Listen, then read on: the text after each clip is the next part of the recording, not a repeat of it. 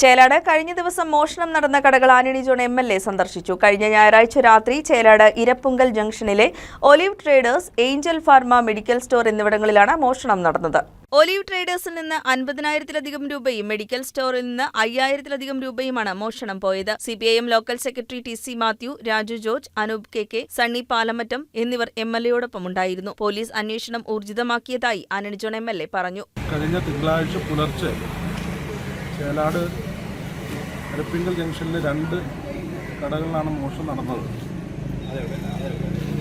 Olive ട്രേഡേഴ്സും തൊട്ടപ്പുറത്ത് Angel pharma medical സ്റ്റോറിലുമാണ് ഏതാണ്ട് പുലർച്ചെ 2 മണിയോടുകൂടി മോഷണം നടക്കുന്ന ഒരു സാഹചര്യം ഉണ്ടായത്. അപ്പോൾ അതിൻ്റെ തുടർച്ചയിൽ പോലീസ് വളരെ ശക്തമായി തന്നെ അന്വേഷണം ആരംഭിച്ചിരുന്നു. വിദഗ്ധരടക്കം ഈ 2 സ്ഥാപനങ്ങളിലും വന്ന് സമീപത്തുള്ള CCTV ദൃശ്യങ്ങളടക്കം കളക്ട് ചെയ്തുകൊണ്ടുള്ള അന്വേഷണം പോലീസ് ഊർജിതമായി നടത്തുന്നുണ്ട്.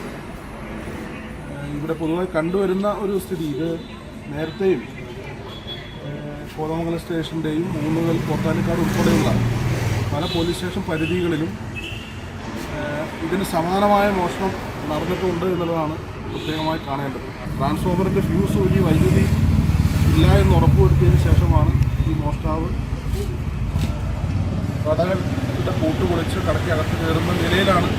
അത്തരം സമാനമായ മോഷണങ്ങളാണ് ഞാൻ ആദ്യം സൂചിപ്പിച്ച സ്റ്റേഷൻ ലിമിറ്റുകളിലൊക്കെ ഉണ്ടായിട്ടുള്ളത്.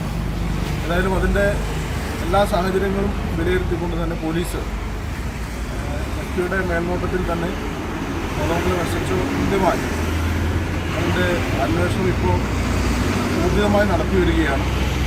ശാസ്ത്രീയ തെളിവുകളടക്കം ശേഖരിച്ചുകൊണ്ട് മോഷ്ടാവിനെ കണ്ടെത്തുന്നതിന് വേണ്ടിയിട്ടുള്ള ഒരു ശ്രമത്തിലാണ് ഇപ്പോൾ പോലീസ് ഏർപ്പെട്ടിട്ടുള്ളത്. News desk KCV news.